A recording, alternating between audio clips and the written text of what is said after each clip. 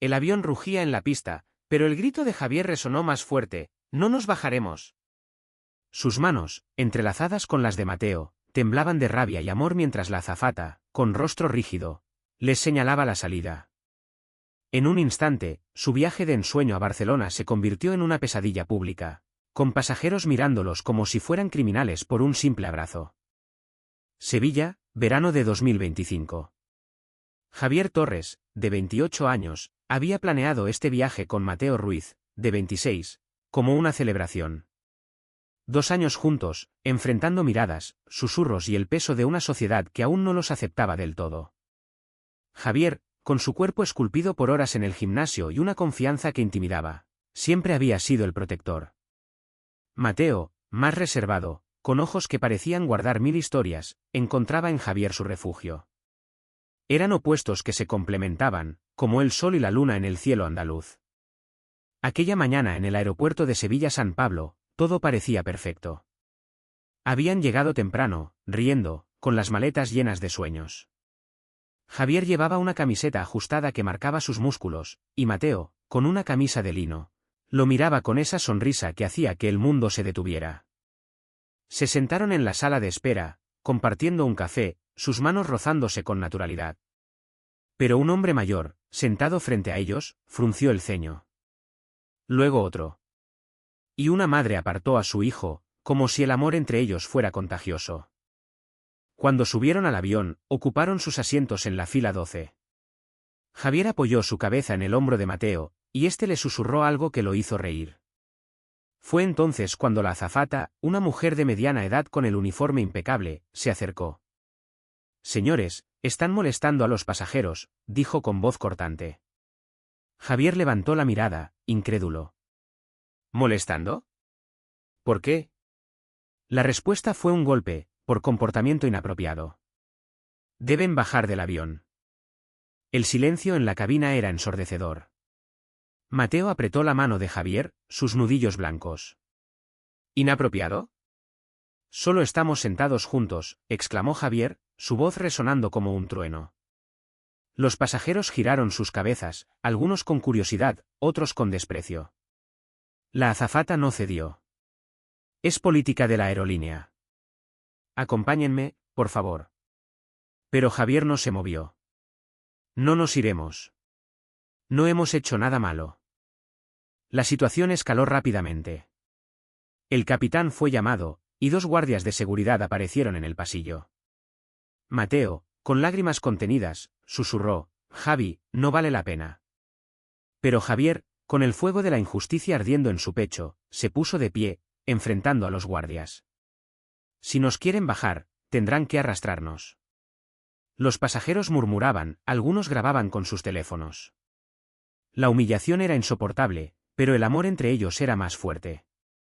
Finalmente, los obligaron a salir. Mientras caminaban por la pista, con las maletas en la mano y el sol quemándoles la piel, Mateo rompió en llanto. Javier lo abrazó, sus músculos tensos bajo la camiseta.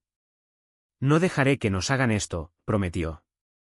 Lo que no sabían era que alguien más había presenciado todo desde la distancia: Antonio Torres, el padre de Javier, un hombre influyente, dueño de una cadena de hoteles de lujo y con conexiones que podían mover montañas.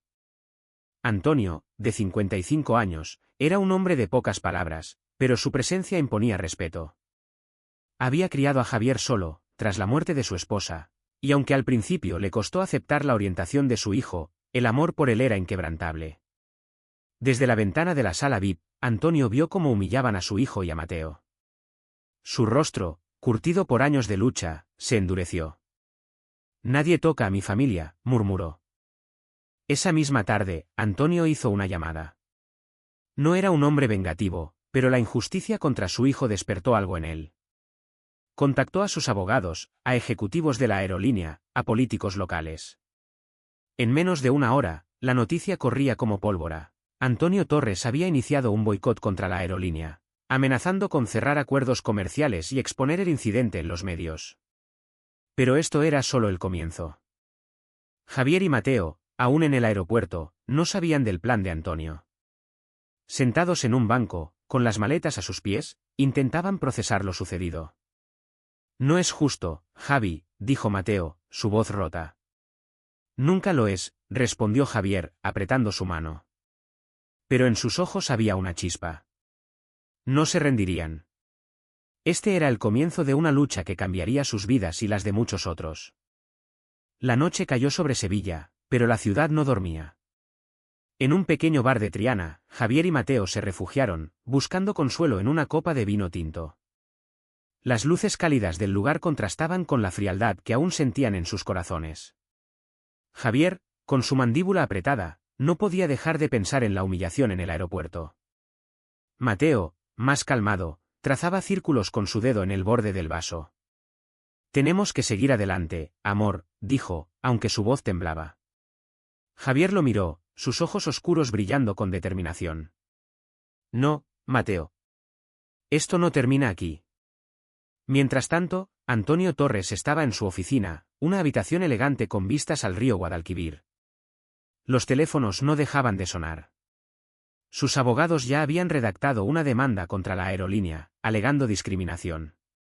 Pero Antonio quería más que una compensación. Quería justicia. Había contactado a un amigo periodista, Miguel Vargas, quien trabajaba para un medio nacional. Esto no es solo sobre mi hijo, le dijo Antonio, su voz grave. Es sobre todos los que han sido humillados por ser quienes son. Miguel, un hombre de 40 años con una pasión por las historias que desafiaban el status quo, vio en el caso una oportunidad. Publicó un artículo en línea esa misma noche, titulado Expulsados del avión por amarse, la lucha de una pareja en Sevilla. El texto, acompañado de un vídeo grabado por un pasajero, se volvió viral en horas. Las redes sociales estallaron, con hashtags como Justicia para Javier y Mateo trending en España. Pero no todos los comentarios eran de apoyo. Algunos acusaban a la pareja de provocar con su comportamiento, mientras otros defendían a la aerolínea, alegando que debían mantener el orden. Javier y Mateo, ajenos al torbellino mediático, pasaron la noche en el apartamento de Javier, un loft moderno en el centro de Sevilla. Las paredes estaban llenas de fotos, ellos en la playa, en la feria de abril, en un viaje a Granada. Cada imagen era un recordatorio de su amor, pero también de los obstáculos que enfrentaban. A veces pienso que sería más fácil si nos fuéramos a otro país, confesó Mateo, acostado en el sofá, con la cabeza en el regazo de Javier. Este acarició su cabello. No, mi amor. Esta es nuestra casa. No nos van a echar. Al día siguiente, la noticia del boicot de Antonio llegó a los titulares. La aerolínea, una compañía de bajo costo con sede en Madrid, comenzó a perder reservas. Empresas asociadas a Antonio, desde agencias de viajes hasta hoteles, cancelaron contratos. La presión era insostenible. La aerolínea emitió un comunicado vago, prometiendo investigar el incidente, pero para Javier y Mateo, no era suficiente. Esa tarde, Antonio los llamó a su oficina. Cuando llegaron, lo encontraron revisando documentos, su rostro serio pero cálido. Hijo, Mateo, siéntense, dijo. Les explicó su plan, no solo demandarían a la aerolínea, sino que usarían el caso para impulsar un cambio. Quiero que esto sea un mensaje para todos. Nadie debe ser humillado por amar. Javier, emocionado, abrazó a su padre. Mateo, más reservado, solo asintió, pero sus ojos brillaban de gratitud. Sin embargo, la lucha estaba lejos de terminar. En las redes, un grupo conservador comenzó a organizar una contracampaña, acusando a Javier y Mateo de exagerar y a Antonio de abusar de su poder. La tensión crecía, y la pareja empezó a recibir mensajes de odio anónimos. Una noche, mientras caminaban por el barrio de Santa Cruz, alguien les gritó desde un coche: «Maricones, váyanse». Javier quiso correr tras ellos, pero Mateo lo detuvo. «No dejes que nos rompan», le suplicó. El incidente en el aeropuerto había encendido una chispa, pero ahora el fuego amenazaba con consumirlos a todos. Javier y Mateo sabían que debían mantenerse fuertes, no solo por ellos, sino por todos los que veían en su historia un reflejo de sus propias luchas. La batalla apenas comenzaba. La Plaza de España en Sevilla era un hervidero de emociones. Una semana después del incidente, cientos de personas se reunieron en una manifestación organizada por colectivos LGBT locales. Pancartas con lemas como «Amar no es un delito» y «Basta de discriminación» ondeaban bajo el sol. Javier y Mateo, tomados de la mano, estaban en el centro, rodeados de amigos y desconocidos que los apoyaban. Javier, con su camiseta blanca que resaltaba su físico, hablaba con la prensa, su voz firme pero cargada de emoción. No estamos aquí solo por nosotros. Estamos aquí por todos los que han sentido que deben esconderse. Mateo, menos acostumbrado a las multitudes, se mantenía cerca, su mano apretando la de Javier. Aunque sonreía, la tensión en su rostro era evidente. Los mensajes de odio en redes lo habían afectado más de lo que admitía. La noche anterior, en el loft, había confesado a Javier: «A veces siento que no soy lo suficientemente fuerte para esto». Javier lo había abrazado con fuerza. «Tú eres mi fuerza, Mateo. Siempre lo has sido». Mientras tanto, Antonio seguía moviendo piezas desde las sombras. Había contratado a Clara Mendoza, una abogada de 35 años conocida por su trabajo en derechos humanos. Clara, una mujer de mirada afilada y determinación inquebrantable, presentó una demanda formal contra la aerolínea, exigiendo no solo una indemnización, sino una disculpa pública y un cambio en sus políticas. «Esto no es solo un caso», dijo Clara en una reunión con Antonio. «Es un precedente. Si ganamos, sentaremos un ejemplo para toda Europa». Pero la aerolínea no se rendía. Contrataron a un equipo de relaciones públicas para limpiar su imagen, lanzando una campaña que aseguraba que el incidente fue un malentendido. Publicaron un vídeo de la azafata involucrada, quien afirmaba que solo seguía protocolos. Esto desató aún más furia en las redes. Javier y Mateo, al ver el vídeo, sintieron que les habían echado sal a la herida. «Un malentendido», exclamó Javier, arrojando su teléfono sobre la mesa. «Nos humillaron delante de todos». La presión comenzó a afectar su relación. Una noche, mientras cenaban en un restaurante tranquilo en el barrio de Alfalfa, Mateo se quedó en silencio, mirando su plato. «¿Qué pasa, amor?», preguntó Javier, preocupado. Mateo suspiró. «A veces me pregunto si todo esto vale la pena. La gente nos odia, Javi. Y no sé si puedo seguir soportándolo». Javier tomó su mano, su voz suave pero firme. «Lo sé, es duro. Pero si nos rendimos, ellos ganan. Y no voy a dejar que nos quiten lo que tenemos». La conversación fue interrumpida por un mensaje de Antonio: «Encuéntrenme en la oficina mañana. Tengo algo importante». Al día siguiente, llegaron y encontraron a Antonio con Clara y Miguel, el periodista. «Hemos encontrado algo», dijo Antonio, entregándoles un documento. Era un informe interno de la aerolínea, filtrado por un empleado anónimo, que revelaba una política no escrita. Los empleados tenían instrucciones de actuar contra comportamientos que pudieran incomodar a los pasajeros, una frase vaga que se usaba para justificar la discriminación. El descubrimiento fue un punto de inflexión. Miguel publicó el informe, y la indignación pública creció. La aerolínea comenzó a perder aliados, y varias organizaciones internacionales de derechos humanos se unieron al caso. Pero el éxito trajo más enemigos. Una noche, mientras Javier y Mateo caminaban por el puente de Triana, un grupo de hombres los siguió. «Váyanse de aquí, maricones», gritaron. Javier se giró, listo para enfrentarlos, pero Mateo lo detuvo. «No, Javi. No caigas en su juego». Esa noche, en la intimidad de su hogar, Javier rompió en llanto por primera vez. «No quiero que te lastimen por mi culpa», le dijo a Mateo. Este lo abrazó, susurrando: «Estamos juntos en esto. ¿Siempre?». Pero ambos sabían que el camino por delante sería aún más difícil. La lucha por la justicia los estaba uniendo, pero también los estaba poniendo a prueba. El caso se volvió un torbellino nacional. Los titulares no dejaban de hablar de Javier y Mateo, apodados la pareja de Sevilla, por los medios. Las manifestaciones se extendieron a Madrid, Barcelona y Valencia, con miles de personas exigiendo justicia. Pero también crecía la resistencia. Grupos conservadores organizaron protestas frente a la oficina de Antonio, acusándolo de usar su riqueza para imponer una agenda. Los mensajes de odio se multiplicaban, y Javier y Mateo comenzaron a sentirse como peones en un juego mucho más grande.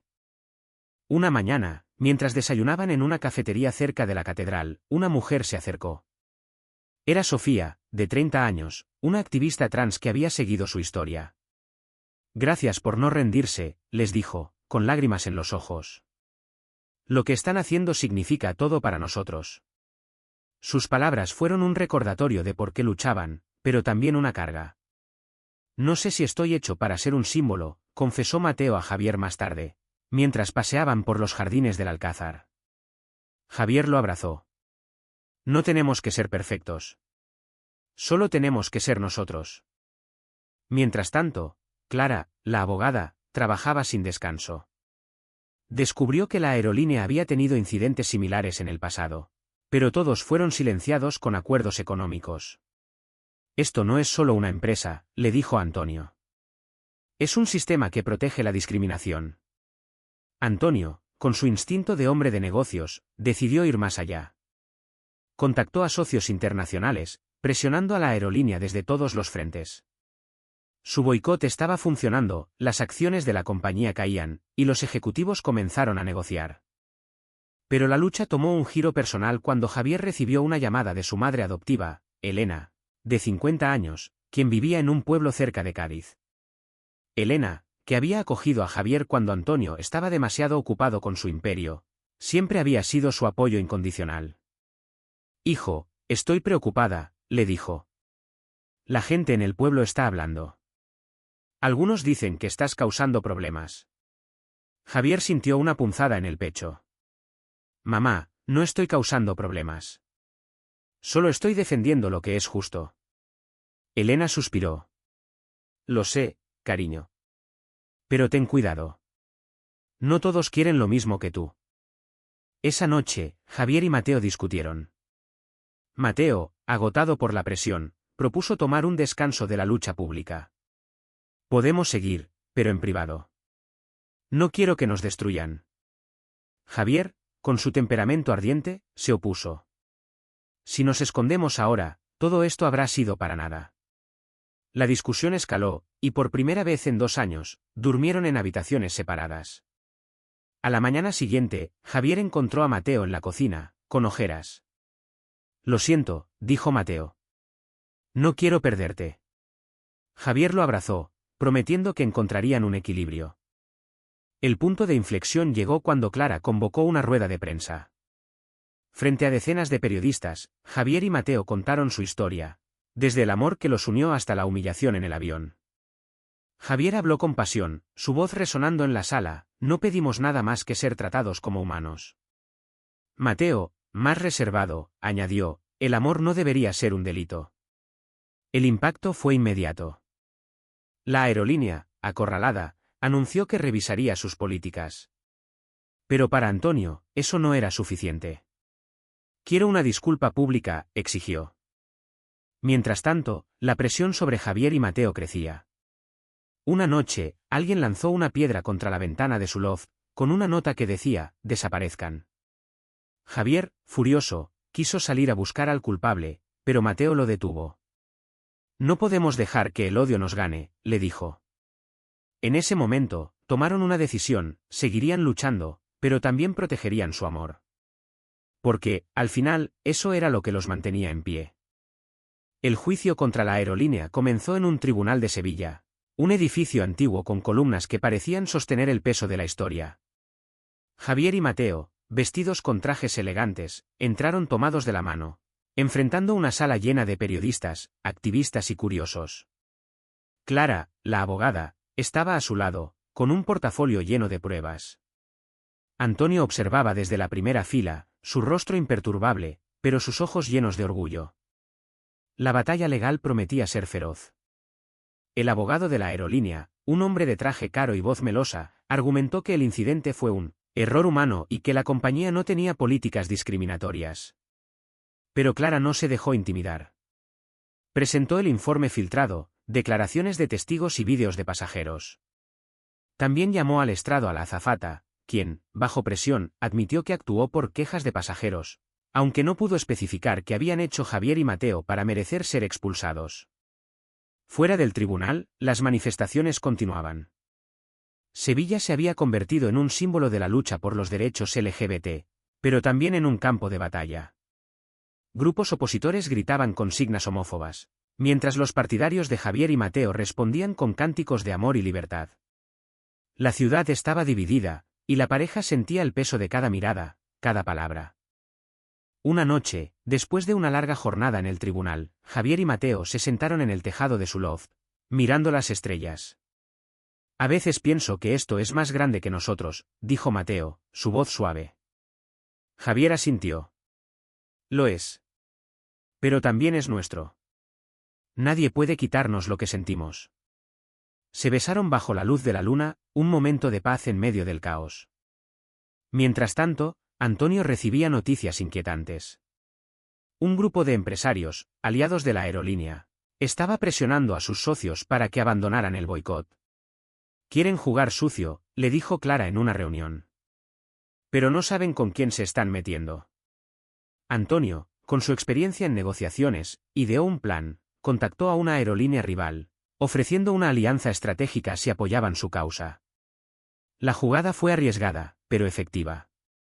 La aerolínea rival comenzó a ganar terreno, mientras la demandada perdía cada vez más clientes.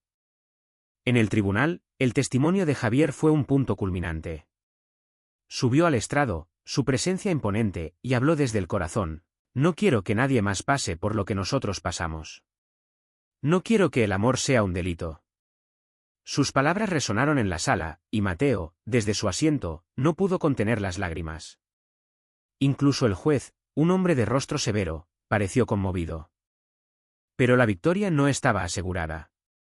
La aerolínea presentó testigos que afirmaban que Javier y Mateo habían sido provocativos, una acusación que enfureció a Clara. Están tratando de culpar a las víctimas, le dijo a Antonio. Decidido, filtró más documentos internos a Miguel, el periodista, que revelaban cómo la aerolínea había encubierto otros casos de discriminación. La publicación de estos documentos fue un golpe devastador. Sin embargo, la lucha estaba cobrando un precio personal. Mateo comenzó a sufrir ataques de ansiedad, y Javier, aunque intentaba ser fuerte, se sentía agotado. Una noche, mientras dormían, alguien pintó un insulto homofóbico en la puerta de su edificio. Javier, al verlo, sintió una furia que apenas pudo contener. Pero Mateo, con su calma característica, limpió la pintura en silencio. No dejaré que nos definan, dijo, apretando la mano de Javier. El juicio seguía, y con él, la esperanza de un cambio. Pero Javier y Mateo sabían que, pase lo que pase, su amor sería su mayor victoria. La sala del tribunal estaba cargada de tensión cuando Clara llamó a Mateo al estrado. A diferencia de Javier, cuya presencia era imponente, Mateo parecía frágil, pero su voz, aunque temblorosa al principio, se volvió firme al contar su historia. Nunca pensé que amar a alguien podría hacerme sentir tan pequeño, dijo, mirando a Javier. Pero también me ha dado la fuerza para estar aquí. Sus palabras calaron hondo, y varios espectadores, incluidos algunos periodistas, se secaron las lágrimas. Fuera, Sevilla seguía dividida. Las manifestaciones a favor de Javier y Mateo crecían, pero también lo hacían los ataques. Una noche, mientras la pareja caminaba por el barrio de la Macarena, un desconocido los empujó con fuerza. Javier reaccionó de inmediato, enfrentándose al agresor, pero Mateo lo detuvo. No, Javi. Esto es lo que quieren, que perdamos el control. Aunque Javier cedió, la rabia lo consumía. Esa noche, en el loft, prometieron protegerse mutuamente, sin importar el costo. Antonio, mientras tanto, intensificaba su estrategia. Con la ayuda de Clara y Miguel, organizó una campaña mediática internacional, llevando el caso a organizaciones como Amnistía Internacional. La presión global obligó a la aerolínea a sentarse a negociar. Ofrecieron una indemnización sustancial, pero Antonio la rechazó. No quiero su dinero, dijo. Quiero que admitan su error y cambien. La aerolínea, acorralada, comenzó a ceder. En el tribunal, el caso dio un giro inesperado cuando un ex empleado de la aerolínea, Luis, de 32 años, decidió testificar. Luis reveló que había sido despedido por cuestionar las políticas discriminatorias de la empresa. Su testimonio, respaldado por correos internos, fue devastador. La aerolínea no pudo refutarlo, y el juez anunció que pronto emitiría un fallo. La esperanza crecía, pero también el miedo. Los mensajes de odio seguían llegando, y Javier y Mateo comenzaron a usar rutas diferentes para evitar ser reconocidos. Una noche, Antonio los invitó a cenar en su casa, una mansión en las afueras de Sevilla. Allí, les presentó a Ana, de 28 años, una influencer que quería ayudar a amplificar su mensaje. Ana, con su carisma y millones de seguidores, grabó un vídeo con Javier y Mateo, donde contaron su historia con una honestidad brutal. El vídeo se volvió viral, y por primera vez, la pareja sintió que el mundo los escuchaba de verdad. Pero la victoria tenía un sabor agridulce. La presión estaba afectando la salud de Mateo, quien sufría pesadillas recurrentes. Javier, aunque intentaba ser su roca, también estaba al límite.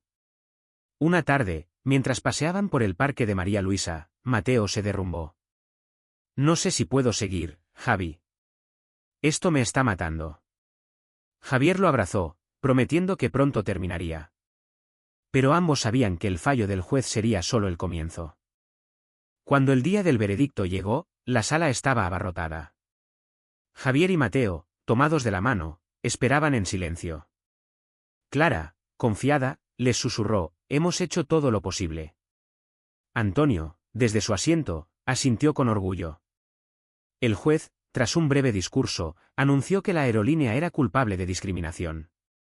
La sala estalló en aplausos, pero el juez añadió una advertencia: la indemnización sería mínima a menos que la aerolínea emitiera una disculpa pública. La noticia fue un triunfo a medias. La aerolínea emitió un comunicado, pero no una disculpa directa.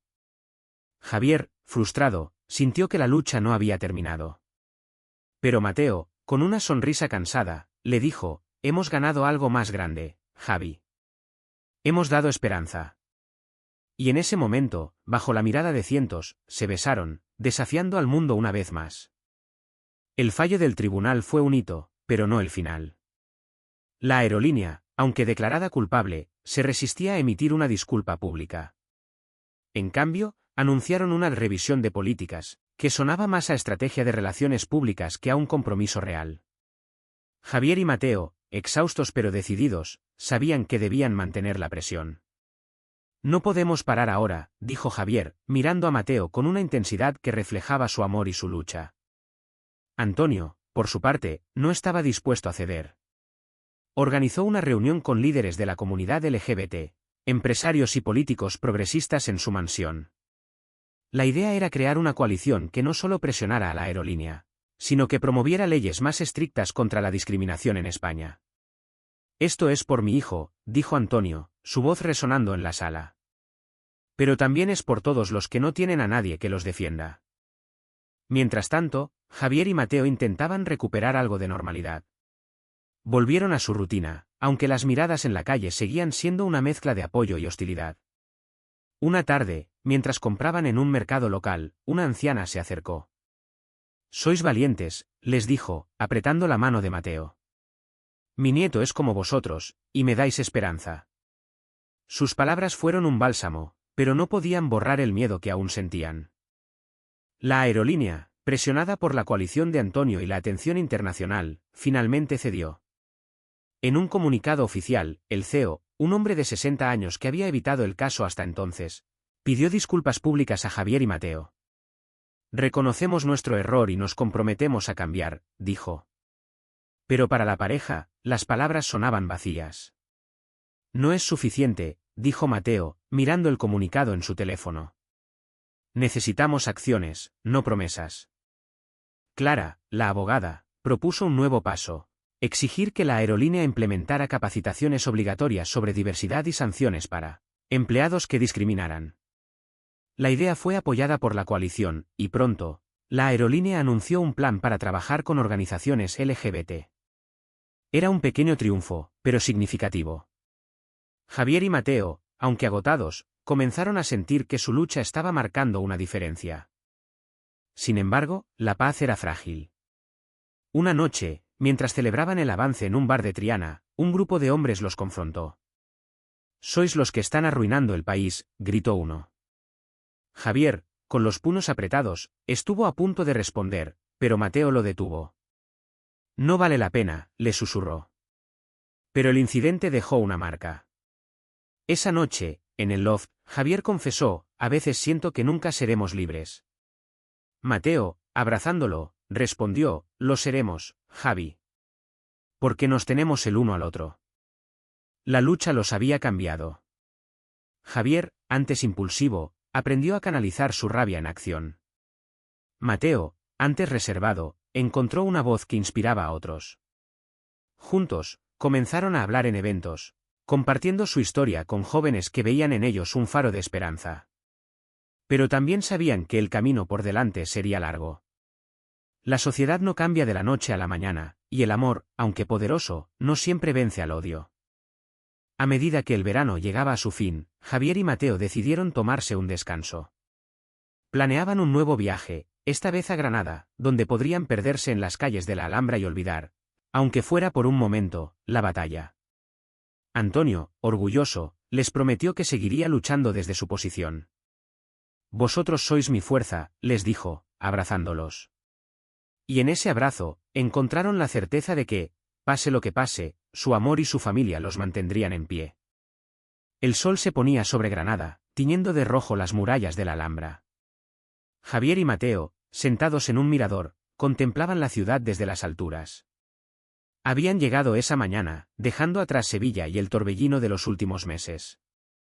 Por primera vez en mucho tiempo, se sentían libres. Sus manos entrelazadas, sus risas mezclándose con la brisa, eran un recordatorio de por qué habían luchado. La aerolínea, tras la disculpa pública, había implementado las capacitaciones exigidas.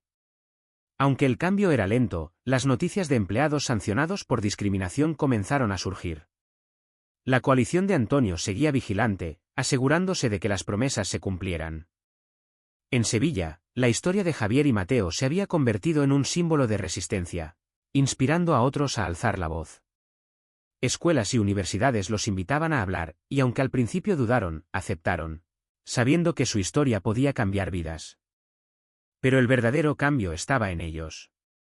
Javier, que antes veía el mundo en blanco y negro, aprendió a escuchar, a entender que la lucha no era solo suya. Mateo, que siempre había temido ser demasiado débil, descubrió una fuerza interior que ni él mismo conocía. Juntos, habían enfrentado el odio, la humillación y el miedo, y habían salido más fuertes. Su amor, probado por el fuego, era ahora inquebrantable. Una noche, mientras paseaban por el Albaicín, Javier se detuvo frente a una fuente antigua. Sacó un pequeño anillo del bolsillo, su mirada nerviosa pero decidida.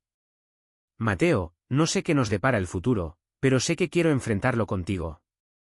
Mateo, con lágrimas en los ojos, asintió. Sí, Javi. ¿Siempre? Se abrazaron bajo la luz de las farolas, ajenos a las miradas de los transeúntes. Por primera vez, no les importó. De vuelta en Sevilla, Antonio recibió una llamada de Clara. La aerolínea había acordado financiar una campaña nacional sobre inclusión, con Javier y Mateo como embajadores. Era un paso pequeño, pero significativo. Antonio, sentado en su oficina, sonrió. Había peleado por su hijo, pero también por un mundo mejor.